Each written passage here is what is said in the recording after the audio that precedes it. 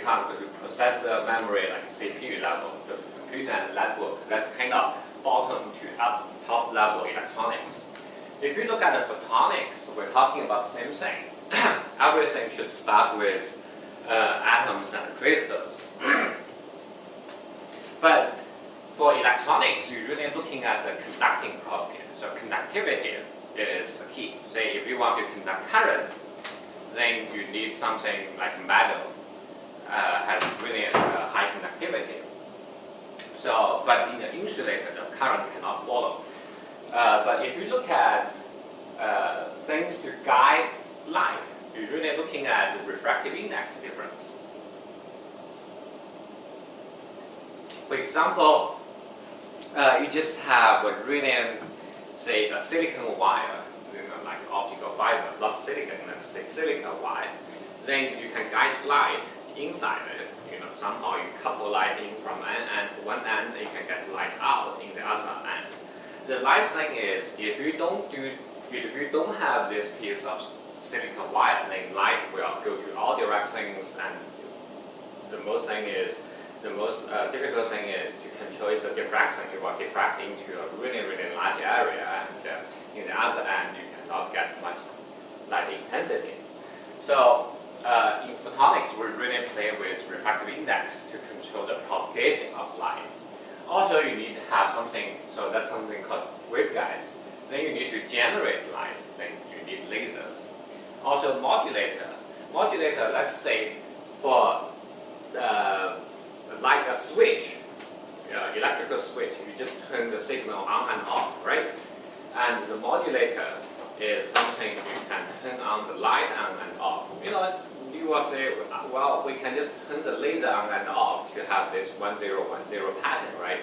But a lot of times that's not fast enough. One advantage to use light is high speed. It provides you extremely high speed. So you need some high-speed modulator to take advantage of the good property of light. So that's why you need a really, really high-speed modulator. So that's something, if you do some study, you will find out. You just turn laser on and off. You cannot provide that kind of speed, so you need some kind of modulator.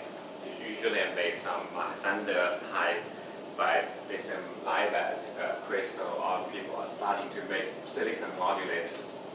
Later on, you integrate all those things together. You have photonic integrated circuits, and you have this commercial product to optical fiber network. But photonics is not about those things.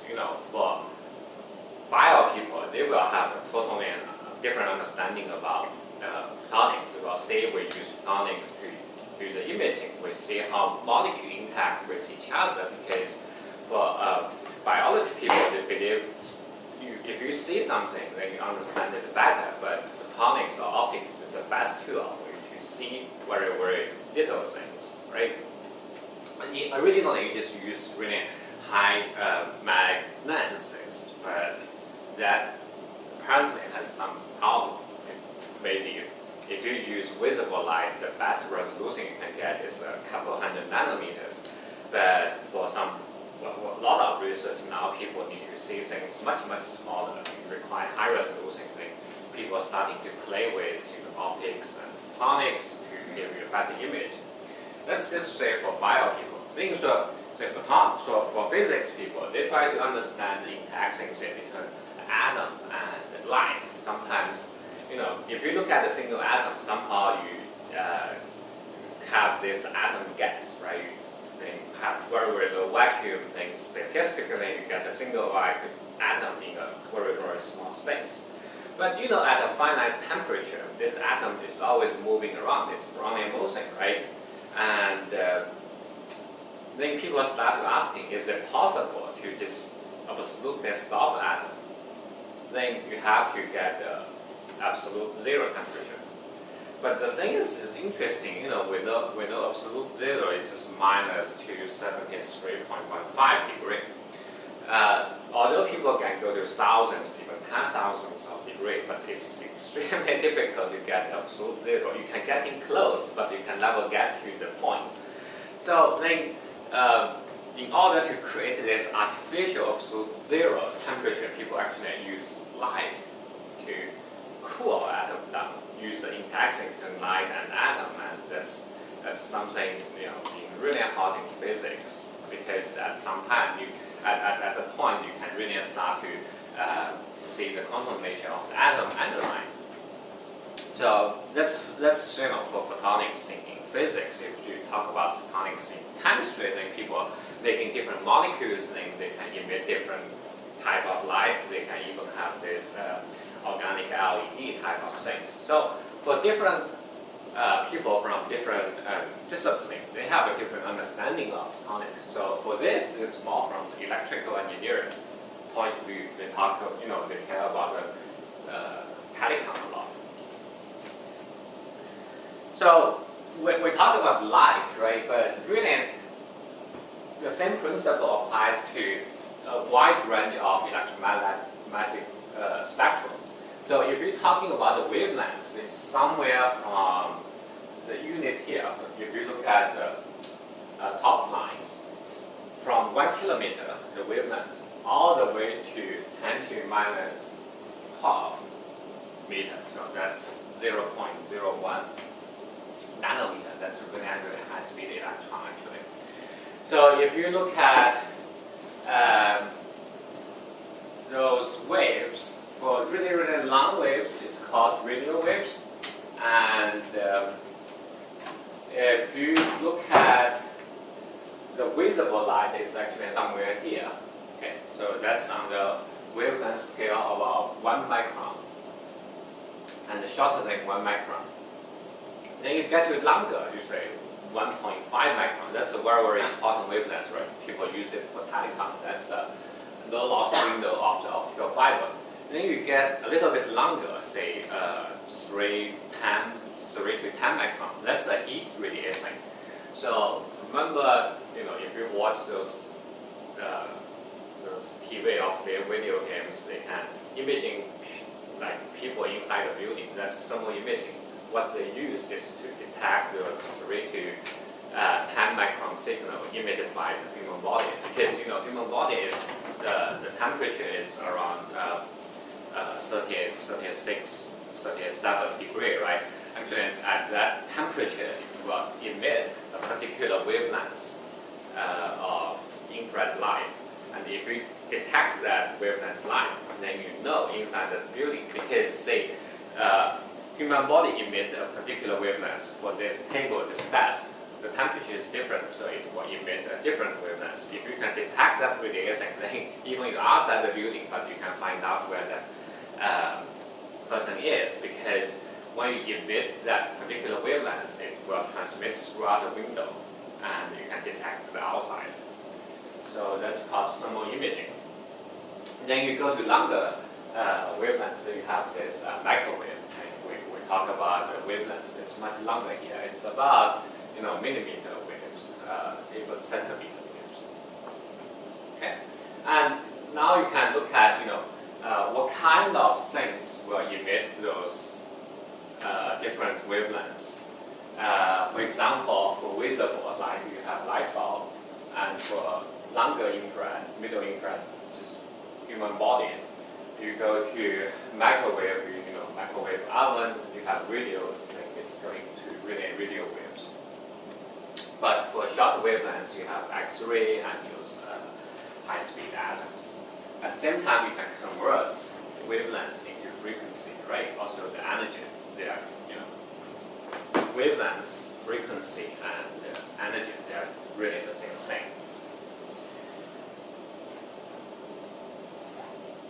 So if you want to learn optics, photonics, so what kind of things you need to be familiar with,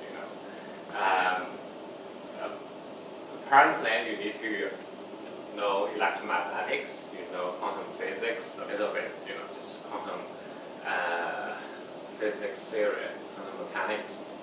For math, all you need to understand, differential equations, how to handle matrix, and Fourier transform. For any electrical engineering, I'm pretty sure it's something you need to understand. So for electromagnetics, you need to understand, Maxwell equations and the concept of plane waves. For the quantum physics, you have the background of Schrödinger equation, different energy levels, how do you understand the hydrogen atom. Then you go to device physics, it's more like semiconductor physics. So those things, if you understand those things, that will provide you very solid background to know more about the photonics, semiconductor devices.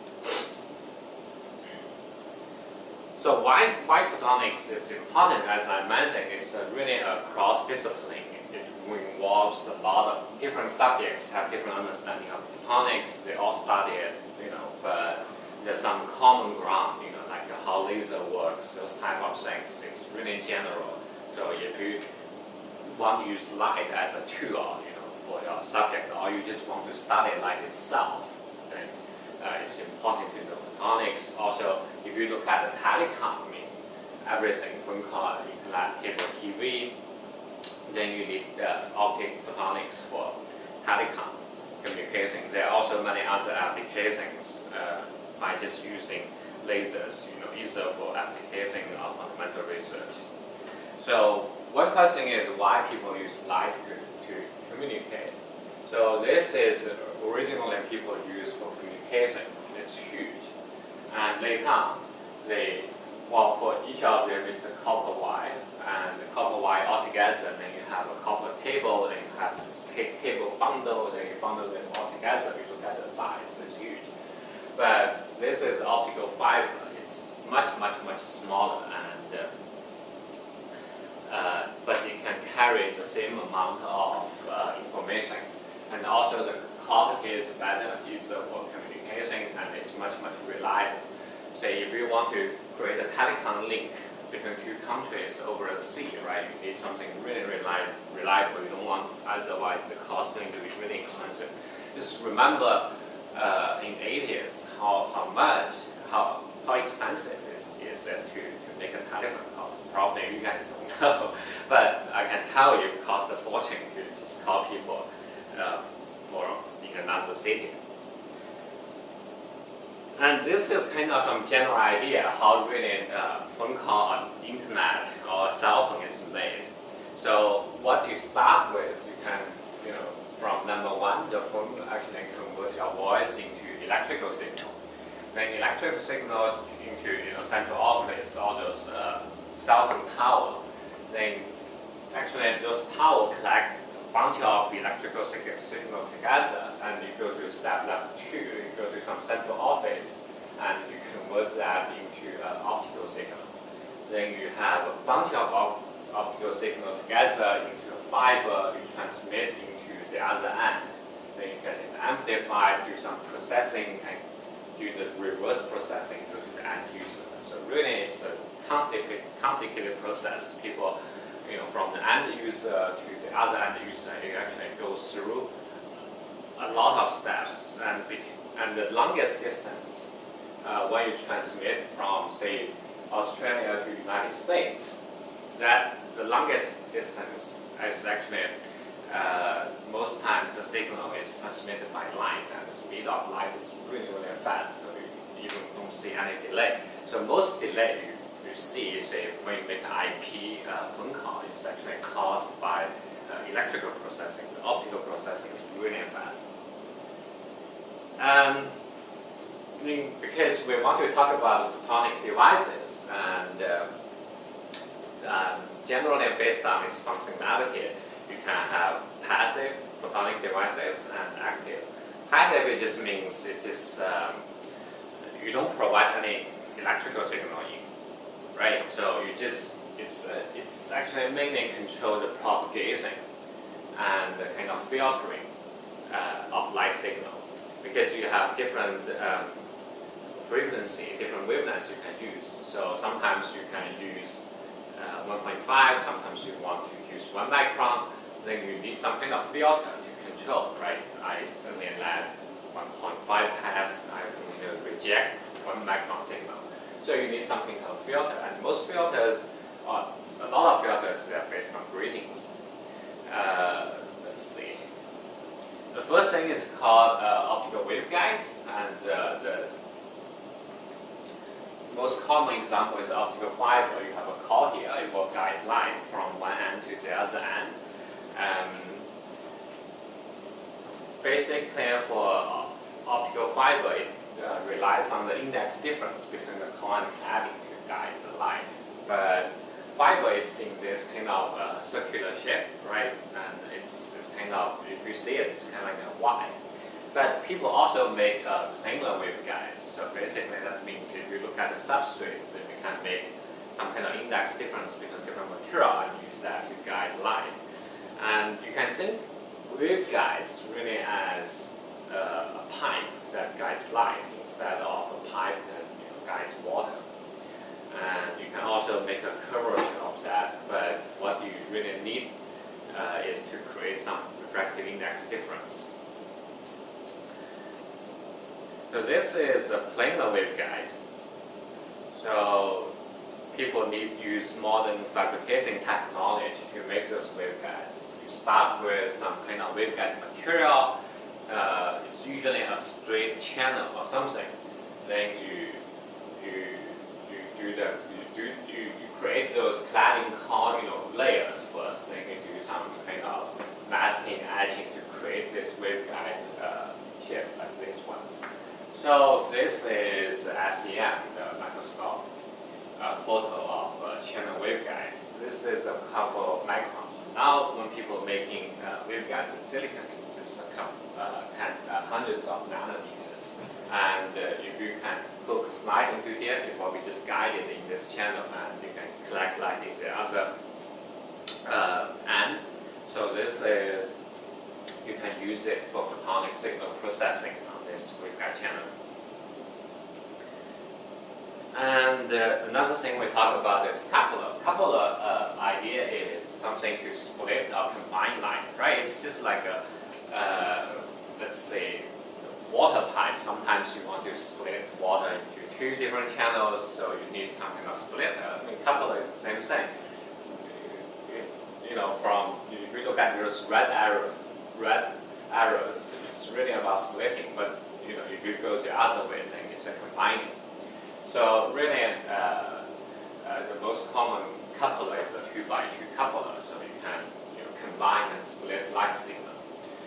So this is all showing in optical fibers. I mean, some of you may have seen that in the lab, but just also keep in mind, we always have a planar version of that. That means you make a coupler on a small chip.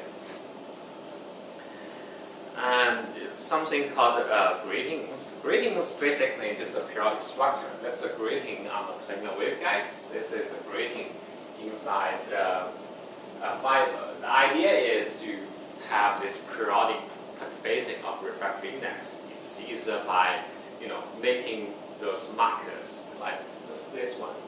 So because you are making these markers in periodic fashion, so the end result is because of this periodic basing, it will have some spectral selectivity. It will either reflect or transmit certain wavelengths. So the best idea to think about it, say if that's something you need to run on it. So you have all those trenches in between, right? In order to not fall into those trenches, you have to run at a particular frequency, right? You have to run at a fixed frequency. So that's why these have a frequency selectivity. For a particular light, when the frequency is right, it will be reflected. If not, it will just go through. So you think about it, it's a bunch of periodic hurdles. If you need to not, touch any fault hurdle or you can transmit through, you have to run at a particular frequency. And next thing, we look quickly about active photonic devices. Then you have LEDs, photodetectors, modulators, and lasers. Okay. So LED is something that's actually becomes more and more popular. If you look at the recent technology, LED lighting is actually a big market right now. There's a lot of companies that are really active in this area, and even when you go to Walmart or supermarket, you will see they start to sell this LED light bulb, it's really energy efficient, because for the common light bulb you use at home,